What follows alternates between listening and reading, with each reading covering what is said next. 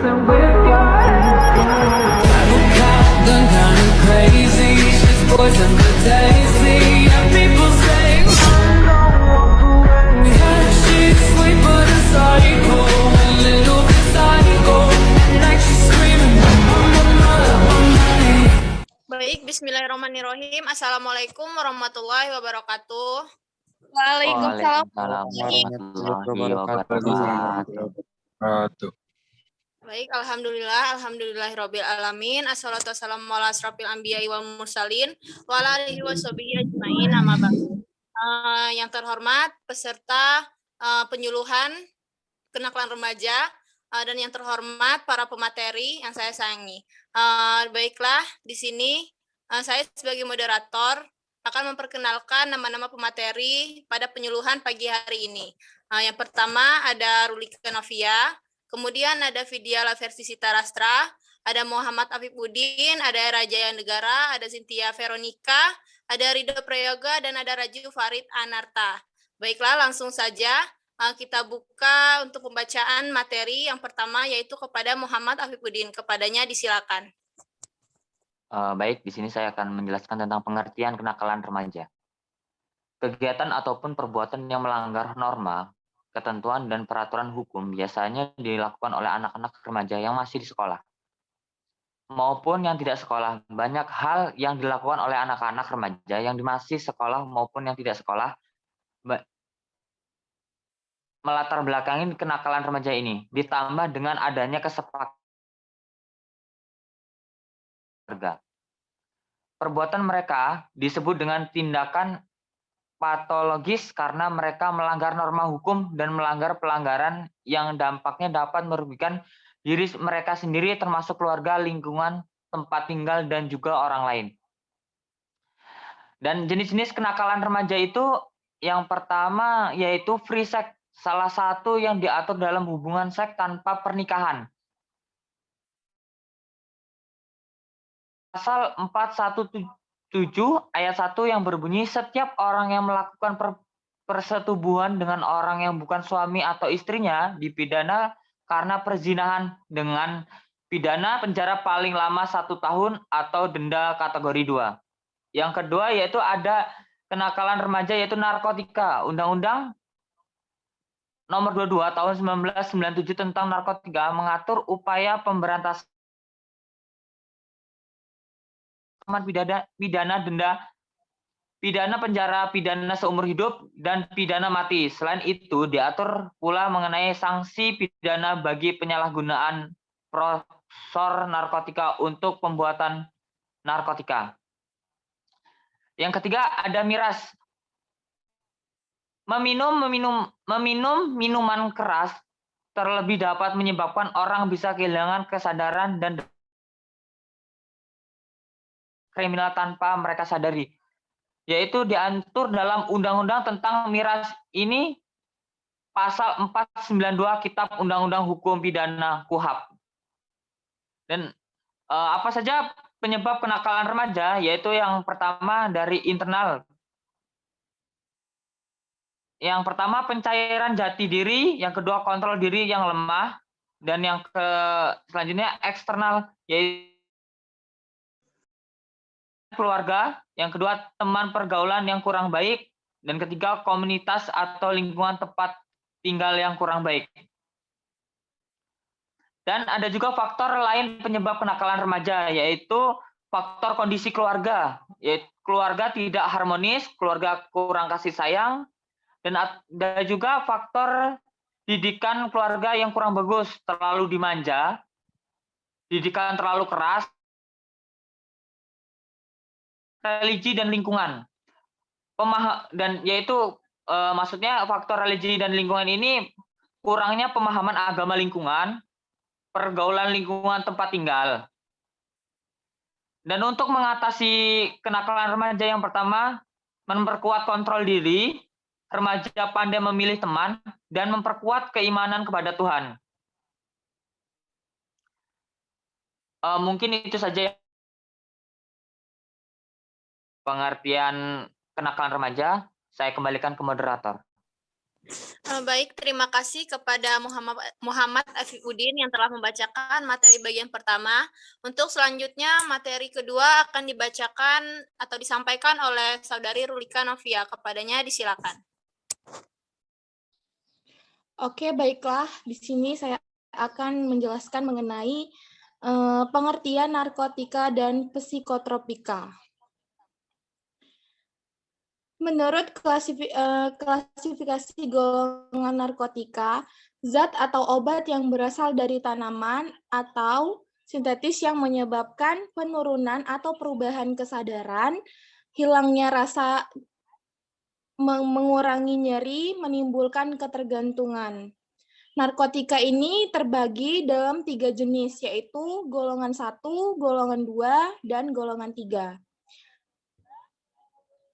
Adapun dampak narkotika yang pertama yaitu berpotensi terjerumus tindak kriminal. Yang kedua, organ tubuh menjadi rusak. Yang ketiga, perubahan sikap dan mental. Yang keempat, kematian akibat overdosis. Dan yang kelima, pidana penjara hingga vonis mati. Dan yang keenam, masa depan yang suram. Saya kembalikan kepada moderator. Terima kasih kepada Saudari Rulika Novia yang telah membacakan materi. Untuk selanjutnya, materi ketiga akan dibacakan oleh Vidya. Kepadanya disilakan. Ya, peran bantuan hukum dan advokasi dalam perkara tindak pidana narkotika. Nah, peran bantuan hukum pada proses penyidikan harus dilakukan sesuai dengan peraturan perundang-undangan tentang bantuan hukum, yaitu dalam hal menyidik, sedang melakukan terhadap tersangka, penasihat hukum dapat mengikuti jalannya pemeriksaan dengan cara melihat serta mendengar pemeriksaan. Dan perlindungan bantuan hukum atas hak tersangka tindak pidana narkotika pada proses penyidikan untuk menjamin jangan sampai terjadinya tekanan, kekerasan pada korban, tidak membedakan status, kemampuan, dan hak untuk tetap melakukan ibadah sesuai dengan agama dan keyakinan. Hak untuk tidak diperbudak, disiksa, dan diperlakukan sewenang-wenang. Nah, peran advokasi dalam memberi bantuan hukum kepada pelaku tindak pidana penyalahgunaan narkotika. Peran advokasi dalam memberikan bantuan hukum pada pelaku tindak pidana penyalahgunaan narkotika diatur dalam Undang-Undang Nomor 18 Tahun 2003 tentang advokat. Nah, hambatan-hambatan serta solusi dihadapi advokat dalam memberikan bantuan hukum kepada pelaku tindak pidana penyalahgunaan narkotika, yaitu ketika pada prakteknya hakim merasa adanya kendala apabila penasihat hukum cuma-cuma tidak dapat menghadiri persidangan. Nah, jika hal ini terjadi, maka hakim harus berani mengambil keputusan untuk meneruskan atau tidaknya proses persidangan pada saat itu.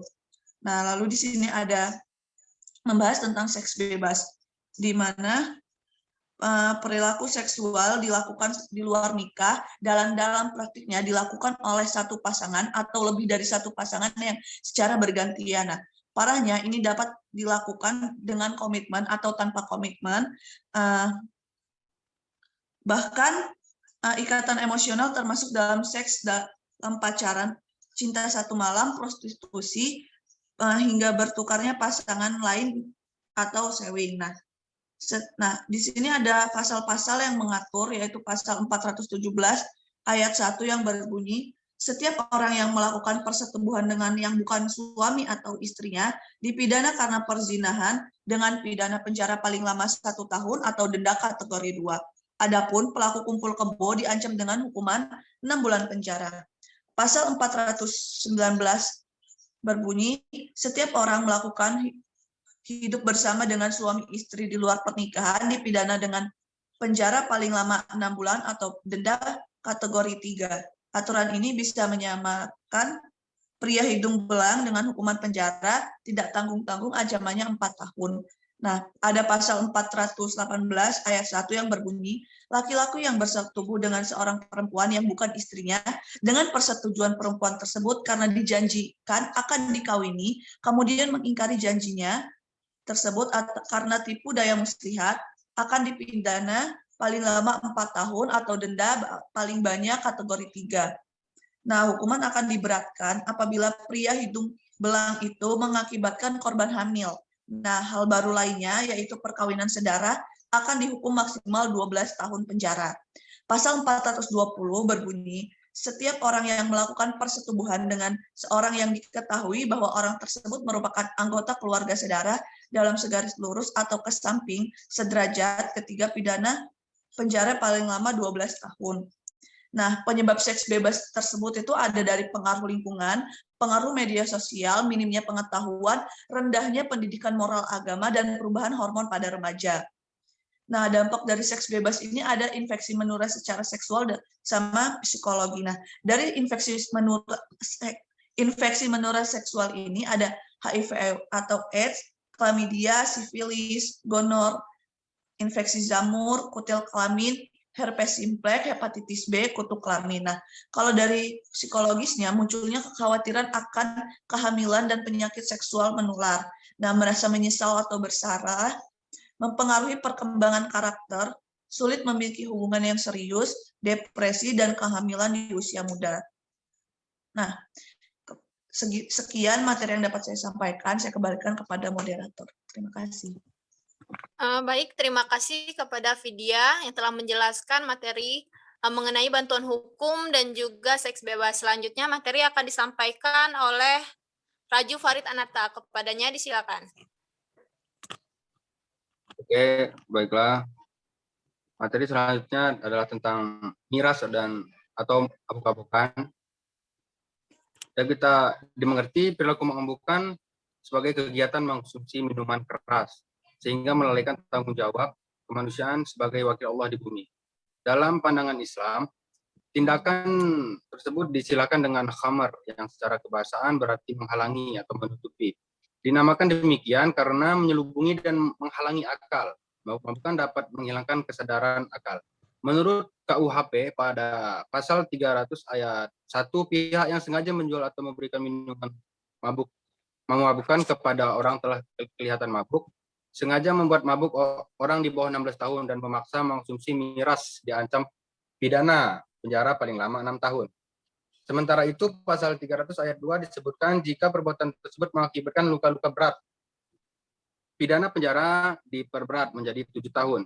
Pidana ditambah jika perbuatan tersebut mengakibatkan kematian, atau ancaman pidana penjara paling lama menjadi 9 tahun. Selain itu, aparat kepolisian biasanya menggunakan pasal 204 KUHP untuk menjerat pelaku pembuat dan penyebar miras oplosan. Ancaman penjara mencapai 15 tahun. Hukum diperberat jika minuman oplosan tersebut mengakibatkan kehilangan nyawa orang lain pada pasal 204 ayat 2 KUHP. Sanksi maksimal menjadi 25 tahun penjara. Sedangkan penggunaan miras yang mengganggu ketertiban umum, merintangi lalu lintas atau mengancam orang lain dijerat menggunakan pasal 492 ayat 1 KUHP. Kelompok ini diancam kurungan penjara paling lama 6 hari, sedangkan pidana denda paling banyak Rp375. Selanjutnya dampak mabuk-mabukan. Ada beberapa dampak mabuk-mabukan, yaitu mudah emosi, tindakan kriminal, menyebabkan kerusakan saraf, menyebabkan gangguan jantung, mengganggu sistem metabolisme dalam tubuh. Pertama, mengganggu sistem reproduksi, menurunkan kecerdasan, menyebabkan kenaikan berat badan, mengganggu fungsi hati, dan menyebabkan tekanan darah tinggi. Baiklah, sekian materi dari saya. Kembalikan kepada moderator. Terima kasih kepada Saudara Raju Farid Anarta. Kemudian materi selanjutnya akan disampaikan oleh Saudari Era Jaya Negara. Kepadanya disilakan.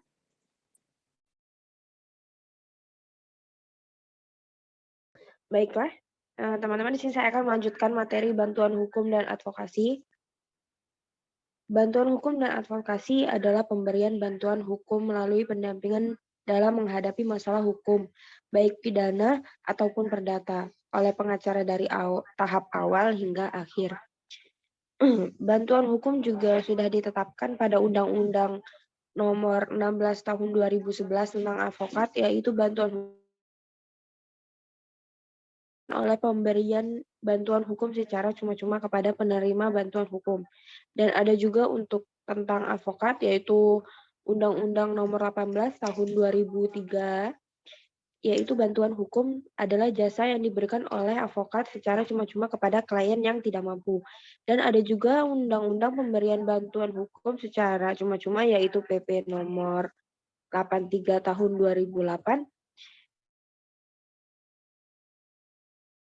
cuma-cuma adalah jasa hukum yang diberikan advokat tanpa menerima pembayaran honorarium, meliputi pemberian konsultasi hukum, menjalankan kuasa, mewakili, mendampingi, membela, dan melakukan tindakan hukum lain untuk kepentingan pencarian keadilan yang tidak mampu.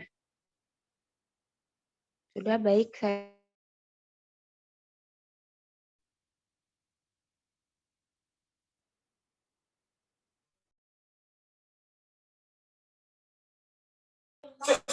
Baik, terima kasih kepada Saudari Era Jaya Negara. Selanjutnya materi mengenai para pemberi bantuan hukum akan disampaikan oleh Cynthia Veronica. Kepadanya disilakan. Para pemberi bantuan hukum, LB, Lembaga Bantuan Hukum, LKBH, Lembaga Konsultasi dan Bantuan Hukum, Paralegal, Masyarakat, dan Advokat. Saya kembalikan ke moderator. Baik, terima kasih kepada Cynthia Veronica. Selanjutnya adalah materi mengenai alur pemberian bantuan hukum yang akan disampaikan oleh Rido Prayoga. Baik, mungkin di sini Rido Prayoga berhalangan hadir.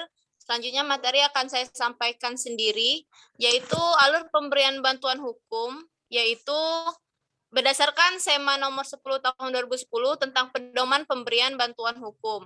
Yang pertama ialah mengenai info tentang bagian hukum atau di meja info, yaitu ke Posbankum atau advokat piket, yaitu mengisi formulir dan dokumen hukum, advis dan konsul, rujukan, kemudian ada pendampingan dan pembelaan, kemudian ada perdata, yaitu di sidang 1 pledoi murni, permohonan penggugat atau tergugat, kemudian di pidana yaitu ada sanksi, ahli, dan penerjemahan.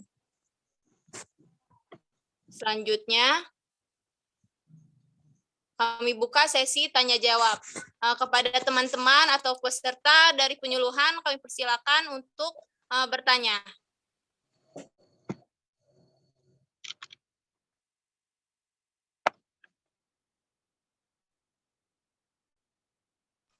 Bagaimana teman-teman, ada yang ingin bertanya? Izin bertanya, ada pemateri. Boleh disebutkan nama dan pertanyaan. Perkenalkan, nama saya Rafanda. Di sini saya ingin bertanya mengenai apa yang memicu para remaja melakukan kenakalan seperti mengkonsumsi obat-obatan terlarang dan miras. Terima kasih. Baik, Maaf, terima bisa kasih diulangi? kepada penanya. Selanjutnya akan dijawab oleh pemateri. Kepada yang ingin menjawab, dipersilakan. Bisa diulangin pertanyaan tadi gimana? Suaranya putus-putus. Boleh. Apa yang memicu para remaja melakukan kenakalan seperti mengkonsumsi obat-obatan terlarang dan miras? Terima kasih.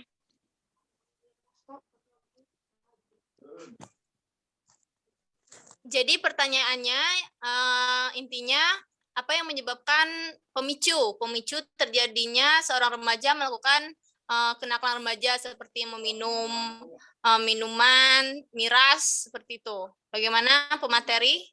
Ada yang ingin menjawab? Oke, saya di sini akan menjawab yang bagi memicu. Memicu itu kadang banyak dari remaja ini banyak persoalan. Kadang mengenai faktor ekonomi, faktor keluarga maksudnya kadang sebagai remaja orang tua ingin mengasih arahan yang baik, tapi dengan cara yang senonoh, maksudnya senonoh itu dengan cara kasar, mungkin pelarian, maksudnya meminum atau mengonsumsi hal-hal yang tidak baik itu larinya ke pelarian. Jadi dia pelari ke kayak minum obat-obatan segala macam. Jadi menurut saya juga faktor penyebabnya itu kadang frustasi ya. Mungkin dari pemateri lain ingin menambahkan. Ada yang ingin menambahkan dari pemateri lain?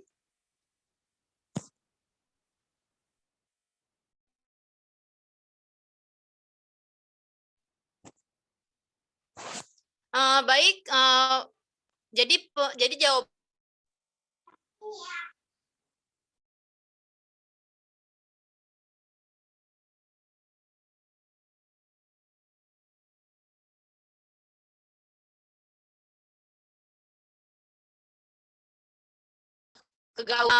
faktor pergaulan, tetapi juga terkadang dari diri remaja itu sendiri. Baiklah, bagaimana dengan jawabannya? Cukup jelas jawabannya. Jadi kita itu harus lebih ke ini ya, biar nggak frustasi, jadi kita nggak mengkonsumsi obat-obatan tersebut, gitu ya. Ya, lebih kurang seperti itu. Baik, Oke. terima kasih kepada Rafanda yang telah menanyakan perihal materi yang kami sampaikan tadi. Selanjutnya masih sesi tanya jawab kepada peserta yang lain. Kami persilakan. Izin bertanya. Baik, sebutkan nama. Ya, nama saya Alfia. Saya ingin bertanya, apa tujuan dibentuknya Undang-Undang Nomor 35 Tahun 2009 tentang narkotika? Baik, terima kasih kepada Alifiatu Salehah. Selanjutnya kami akan menjawab dari pertanyaan Alifia kepada pemateri. Dipersilakan.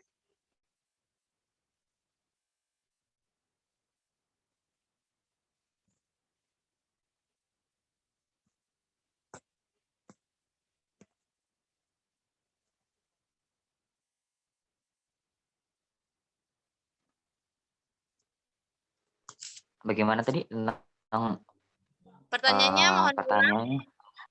Mohon diulang, suaranya kurang jelas ini jaringannya.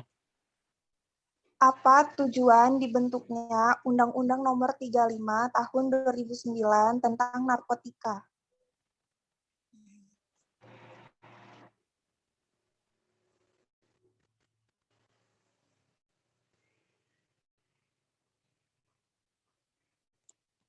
Bagaimana pemateri?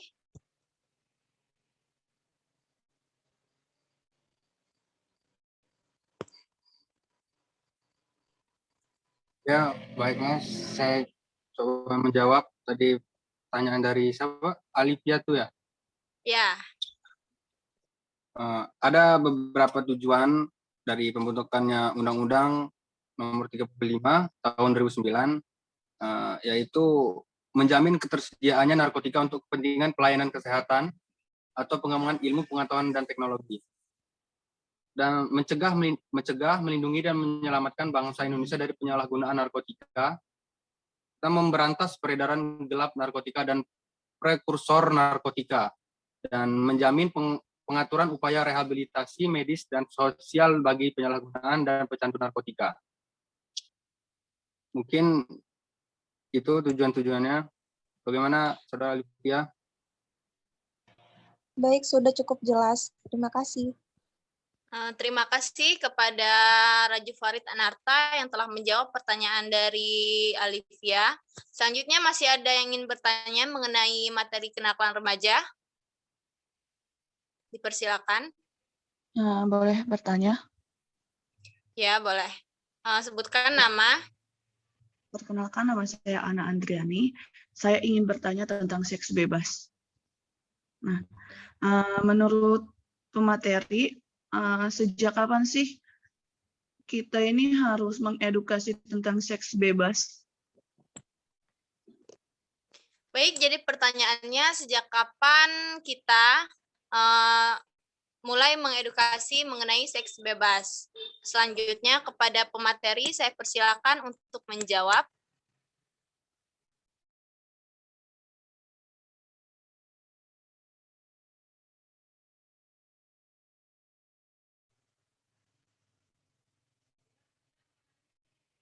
Bagaimana pemateri?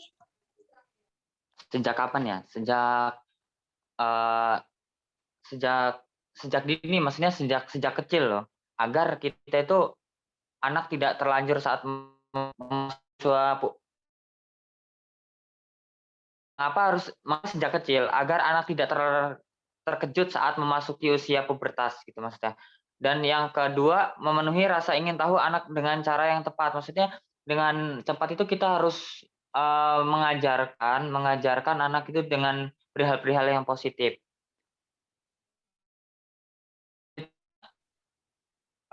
Mencegah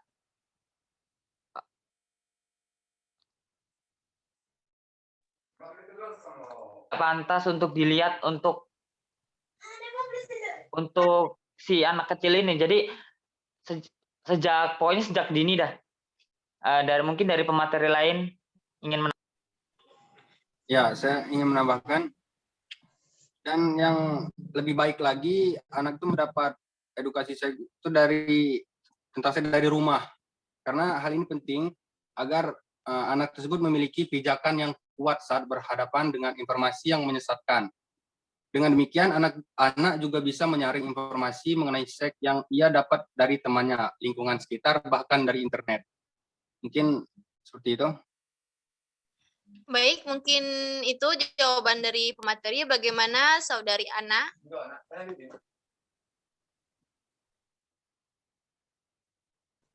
Atau ada yang kurang, Saudari Mungkin Ana? saya ingin menambahkan ya, yang maksudnya sejak sebelum memasuki usia pubertas ya, ada berbagai perubahan yang terjadi pada fisik anak saat memasuki usia pubertas. Hal ini kadang membuat anak terkejut, misalnya anak perempuan mengalami menstruasi pertama kali, atau anak-anak laki pertama kali mimpi basah. Agar anak dapat menerima perubahan ini dengan mudah, orang tua perlu memberikan pengetahuan tentang seks, termasuk mengenai pubertas sejak dini. Yaitu yang kedua, tepat. Maksudnya, rasa ingin tahu yang tinggi, apalagi saat memasuki usia remaja. Di sini, peran pengetahuan seks sangat penting untuk menghilangkan rasa penasaran anak. Pengetahuan seks juga dapat menjadi bekal bagi anak untuk menyaring berbagai informasi seks yang simpang siur di luar sana. Yang ketiga, mencegah anak melakukan aktivitas seksual yang tidak benar. Banyak anak usia remaja melakukan aktivitas seksual sebelum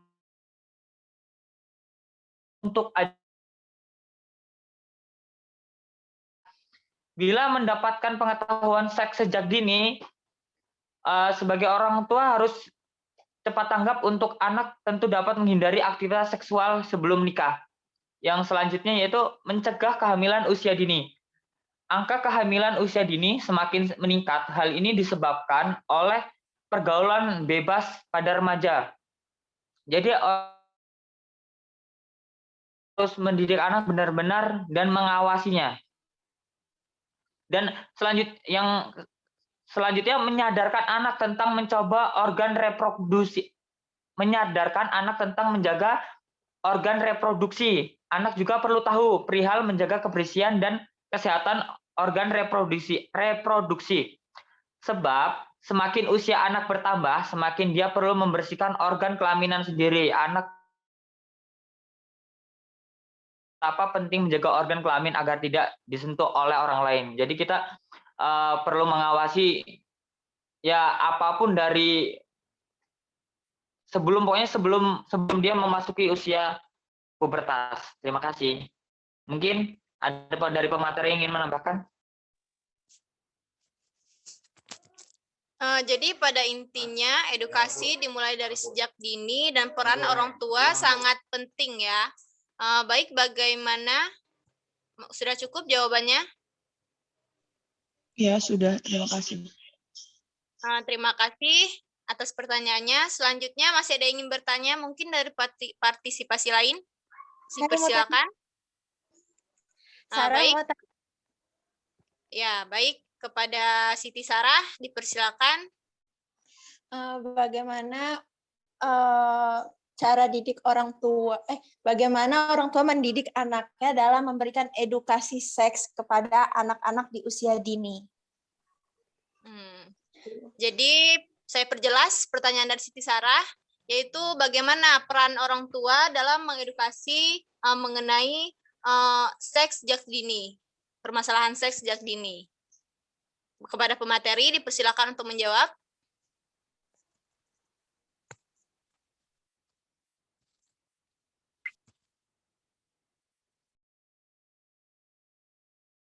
Jadi oke, di sini saya akan menjawab.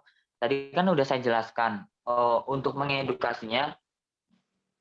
Jadi untuk mengedukasinya kita sebagai orang tua yaitu kita harus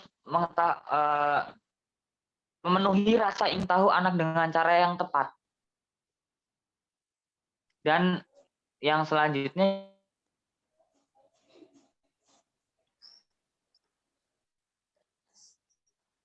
Cara tepat itu seperti apa?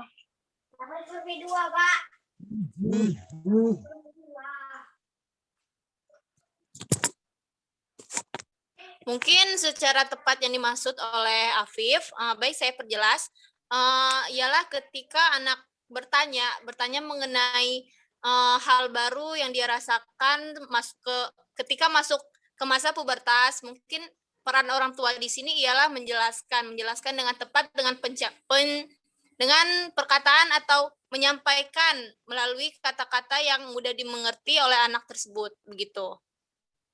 Oke. Sudah atau ada sanggahan atau pertambahan pertanyaan? Sudah. Terima kasih kepada Sarah yang telah menjawab. Selanjutnya masih ada yang ingin bertanya?